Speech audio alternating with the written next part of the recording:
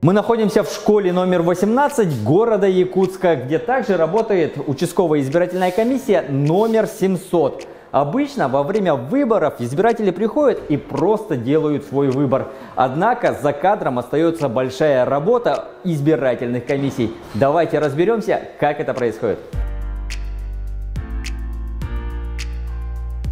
У нас по городской думе получается два вида бюллетеней по одномандатникам и по партийным спискам. Мы получили бюллетени по выборам главы республики, один вид бюллетеня по одномандатникам. В Сайсарскому избирательному округу у нас два вида бюллетеней. Глава республики один вид бюллетеней, городская дума, соответственно, тоже два вида бюллетеней. Это бюллетени у нас по одномандатникам и по партийным спискам. Мы сегодня получили и начинаем работу с бюллетенями, пересчет бюллетеней и готовим их к работе. Печатываем, подписываем. Вот сегодня у нас такой работа. В данный момент наша участковая избирательная комиссия работает в режиме ЗМН. Это пункт приема заявлений по передвижению граждан из других округов, либо кто мигрирует по территории республики. Заявление человек подает физически, то есть он к нам должен подойти с паспортом. Уточнить он может, позвонив в телефон. Телефоны наших избирательной комиссии есть на сайте Якутской городской территориальной комиссии, в печатных изданиях. Человек может позвонить, уточнить, есть он у нас в списках или нет. Если территориально он находится в нашем округе, в пределах нашего избирательного участка, он может к нам подойти. То есть мы можем прикрепить любого избирателя, который желает проголосовать на выборах в дни голосования. Он приходит с документом, удостоверяющим личность, и мы ему оформляем заявление, прикрепляем его территориально к нашему избирательному участку. До выборов в данный момент у нас ведется работа по разноске пригласительных избирателям, пригласительные на подъезды. Работа со списком и обучение идет у нас сейчас еще обучающее. С видеонаблюдением будет работать те, кто работает с КАИБами. Вот КАИБ мы, видите, уже собрали один.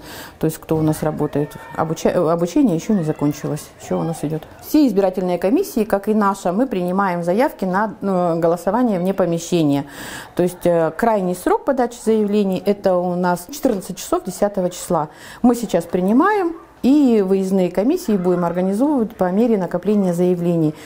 Члены избирательной комиссии будут выезжать, будем предоставлять возможность людям голосовать. Большей частью инвалиды, то есть кто, больные люди по каким-то обстоятельствам не могут. И у нас к нашему избирательному участку прикреплен еще пансионат «Доброта» и спецприемник. Это они тоже у нас сейчас прикрепляются к нашему избирательному участку и будут голосовать. Это тоже будет выездная комиссия. Скажите, пожалуйста, сколько членов УИК, какие политические силы они представляют, как вообще избираются члены УИК? Члены УИК могут подать заявление, любое физическое лицо, так и может направить политическая партия, может направить какая-то организация. У нас члены УИК, представители «Единой России», ЛДПР, «Справедливой России» и Компартия. Компартия и «Новые люди». То есть все политические силы представлены в нашей избирательной комиссии участковой. Что касается наблюдателей, они подают какие-то списки определенные или что? Они приходят к нам с направлениями, либо от политической партии, либо от кандидатов, приносят нам направления. Мы регистрируем все это у себя. То есть у нас есть реестр регистрации наблюдателей. Мы проверяем, соответственно, удостоверяющий документ личность, принимаем, работают они у нас. В принципе, они имеют право присутствовать как сейчас, так и в период выборов, все дни голосования. Как идет избирательный процесс? Зачем эта штука нужна? Наш избирательный участок работает в КАИБ. Это комплекс обработки избирательных бюллетеней. Мы уже не один год работаем. Обученные у нас операторы КАИБ имеют обучение. Я сама как председатель тоже обучалась работе на КАИБ. Немножко отличается у нас работа от избирательных бюллетеней, которые обрабатывают другие комиссии. У них ручной пересчет, нам, конечно, полегче. Главное, чтобы нас этот аппарат не подвел, потому что он может подвести иногда. То есть подвести как? Либо отсутствие электроэнергии, либо... это тоже не критично. Я по своему опыту могу вам сказать, что у нас уже было на последних выборах так.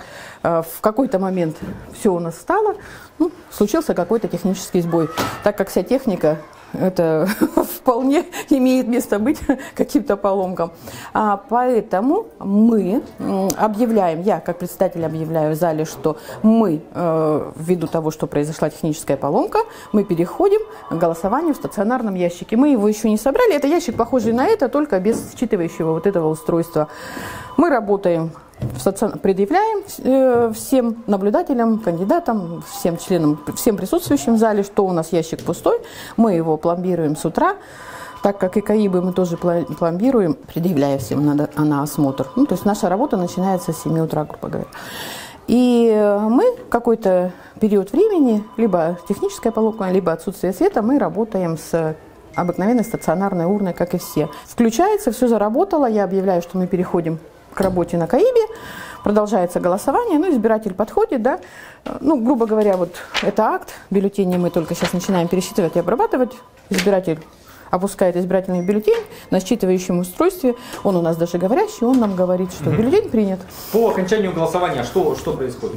По окончанию голосования, так как у нас голосование сейчас идет в течение 3 дней, значит, в первый день, вот 8 часов мы закрыли, последний избиратель проголосовал, мы распечатываем общие данные, которые у нас зафиксировались, количество избирателей, которые проголосовало 8 числа. Мы распечатываем итоговые данные, эти итоговые данные оставляем, мы прочитали, там 200 избирателей проголосовало у нас, то есть по кандидатам, конкретно по партиям, этой информации нет. Это вот в первые дни, когда мы работаем первый день. Все, мы оставили, все закрыли, милиции сдали и пошли домой отдыхать. Утром мы приходим, включаем наш аппарат, распечатываем, получается, утром данные, сверяем с предыдущим днем. Ну, то есть вот мы предъявляем нашим наблюдателям, членам комиссии, ну, всем желающим, что вот у нас утром 200 избирательных бюллетеней, протокол у нас вышел, это же машина, она нам распечатала, сколько у нее там в наличии. 200 бюллетеней утром мы распечатали по всем уровням выборов, получается, да, 200 бюллетеней у нас в наличии, ничего за ночь не случилось. Все, и объявляем, приглашаем избирателей, пожалуйста, проходите, начинаем голосование. Все присутствующие в зале могут получить бюллетени у членов комиссии, это те, что мы даем, и пройти голосовать. По итоговому дню 10 числа мы завершаем свою работу. В 8 часов я объявляю, что проголосовать может только те граждане, которые в данный момент находятся на избирательном участке. То есть, ну, 8:01, 8:02 мы уже никого не запускаем в зал. Все, люди получают бюллетени, голосуют, все закрывается, и мы переходим к работе в режим ввода данных. Ну, то есть мы все избирательные бюллетени, находящиеся в переносных урнах, сюда, ну, то есть вот есть режимы, да, график, по которому мы работаем, и режим ввода данных по переносным урнам. Мы все бюллетени вскрываем, просчитываем, количество бюллетеней совпало с нашими актами, которые мы выдавали на выездную комиссию. Все, мы их сюда, ну, не нарушая тайны голосования, опускаем, ну, я, либо оператор КАИБ, все бюллетени, и все. И мы приступаем к работе. Начинаем просчет, когда заканчиваем, и вот всех бюллетеней будут итоговые данные, там уже выйдут 10 числа, сколько у нас голосов там за определенного кандидата, за определенную партию, ну, все вот эти, это итоговые данные, это еще не протокол. И мы приступаем к работе со списком.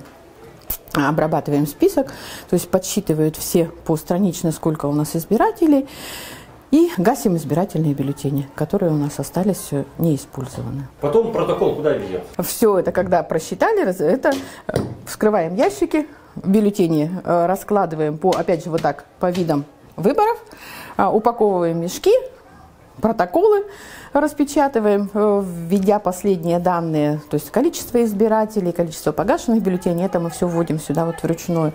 И все собирая, едем в мэрию сдавать протоколы уже и все наши документы. Мешки везем с бюллетенями, со всеми. Погашенные тоже? Все, получается в мешки все, вот мешок и уровень выборов. Мы все упаковали, вот получается, вот эти вот ящики физические, вот эти бюллетени у меня физически должны будут находиться в мешке для сдачи в мэрию. То есть погашенные и все использованные. Мы находимся в окружной администрации Якутска, где располагается территориальная избирательная комиссия. Видим, как председатели участковых избирательной комиссии получают избирательные бюллетени. Давайте разберемся, какие функции выполняет территориальная избирательная комиссия. Якутская территориальная избирательная комиссия является организатором выборов на территории города Якутска и Жатая. В городе Якутске у нас 121 участковая избирательная комиссия. В Жатае 3 участковых избирательных комиссии. Всего у нас 124 участковых избирательных комиссий. Численность избирателей на сегодняшний день составляет более 203 тысяч избирателей, что является 1/3 по всей республике. Скажите, пожалуйста, вот сейчас председатели получают избирательные бюллетени. Сколько их и как они вообще выдаются? С сегодняшнего дня у нас начинается выдача избирательных бюллетеней. Всего у нас бюллетеней 5 видов. Это главы, 2 на народных депутатов и 2 по Якутской городской думе. Количество избирательных бюллетеней распределено по количеству избирателей в каждой участковой избирательной комиссии. С момента получения избирательных бюллетеней участковые избирательные комиссии по итогам голосования будут вести подсчет этих бюллетеней, подведут результаты и внесут в протоколы. Эти протоколы приходят к нам в Якутскую ТИК. По итогам этих протоколов мы устанавливаем итоги муниципальных выборов. Координацией всех избирательных комиссий, всех уровней занимается Центральная избирательная комиссия, Центр избирком Якутии. Избирательная система наша очень простая страны. На самом внизу у нас первое звено – это участковые избирательные комиссии. В нашей республике постоянно действующие, которые формируются на 5 лет. 791. На втором уровне у нас окружные избирательные комиссии, которые создаются на выборах народных депутатов Республики Саха-Якутия в соответствии с численностью избирательных округов. У нас 35 избирательных округов одномандатников, значит 35 окружных избирательных комиссий. С другой стороны, у нас есть полномочия передавать территориальным избирательным комиссиям, а их у нас по количеству районов республики 35. Жатай относится к городу Якутске, таким образом 35 получается. Мы определенным количеству территориальным комиссиям передаем полномочия окружных. Таковых у нас в соответствии с решением чуть меньше 20. Это второй уровень. Третий уровень избирательной системы подразумевает республиканская избирательная комиссия. 14 человек сформировано в прошлом году. Окружные комиссии вот буквально весной, территориальные комиссии мы образовали еще в 2020 году, уже 3-й год работают. А участковые комиссии, самое первое звено, она сформирована у нас в начале июня месяца. Мы вовлекли представителей политических партий, их 10 представителей политических партий, своих представителей направили в состав участковых избирательных комиссий.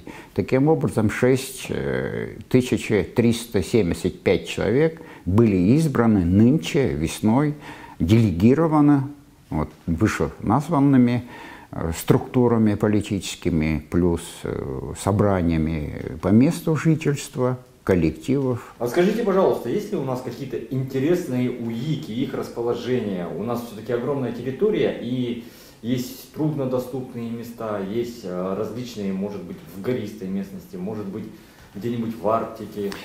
Да, правильно совершенно вопрос. Мы в соответствии с требованием закона формируем участковые избирательные комиссии, участки не более 3000 численность избирателей должна быть, но с учетом численности населения, избирателей, кто имеет право голосовать. У нас в каждом населенном пункте есть избирательные участки. И таким образом всеобщий сплошной тотальный охват всех наших желающих людей, граждан, избирателей. И во-вторых, мы в период каждых выборов, федеральных, республиканских, мы формируем еще временные избирательные участки. Это в первую очередь в вахтовых поселках, первая категория.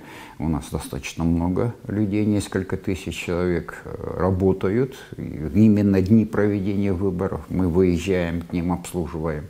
И, во-вторых, временные избирательные участки также могут создаваться и в местах пребывания наших избирателей, в социальных объектах, в больницах. Нынче мы образовали 15 временных избирательных участков. Туда мы еще добавили 4 экстерриториальных избирательных участков, которые мы создали на территории новых 4 субъектов Российской Федерации. Сейчас сегодня идет голосование наших ребят, которые находятся в зоне спецоперации.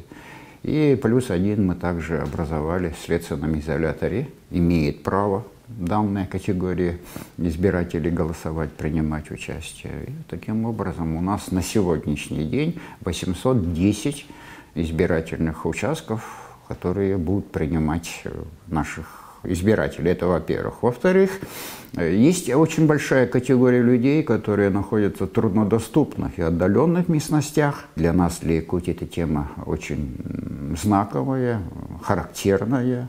Мы максимально в целях реализации избирательных прав обслуживаем их конкретно на местах. Это в первую очередь оленеводы, животноводы, коневоды, рыбаки, метеорологи, гидрологи. С этой точки зрения, в том же Булунском районе мы на Новосибирских островах, обслуживаем тех людей, которые имеют право принимать участие в голосовании. Поезжаем туда на тех же вертолетах, на других приспособленном транспорте для того, чтобы создать условия для реализации их избирательных прав. То есть фактически на земле Санникова идет избирательный процесс? Да, правильно. Но земля Санникова еще пропала в 19 и 20 веке, в начале будем говорить. Никто не видел, кроме наших товарищей купцов. Вот. Но с точки зрения, да, так оно и есть. Можно чуть немножко поподробнее о новых территориях, потому что всех интересует зона проведения специальной военной операции. Как там устроен избирательный процесс? Да, в действительности вот вся страна имеет соответствие с такими нововведениями федерального законодательства о создании экстерриториальных избирательных комиссий. Мы уже в соответствии с нашим решением с 30 августа до 5 числа организовываем голосование для желающих принять участие в наших выборах, на выборах главы республики, партийного списка парламента. Создали мы комиссии, был сбор предложений, кто имеет право выдвигать своих представителей. Соответственно, наши сейчас коллеги в избирательных участках, которые избраны, они сегодня организуют голосование. Ну, голосование идет достаточно сложно, там обстановка боевая требует более определенного подхода, и кто имеет возможность, кто желает принять участие в этих выборах, он принимает. У нас есть оперативная информация, что в целом, несмотря на очень сложную ситуацию, все-таки желающие есть, несколько сот человек уже приняли участие в голосовании на выборах.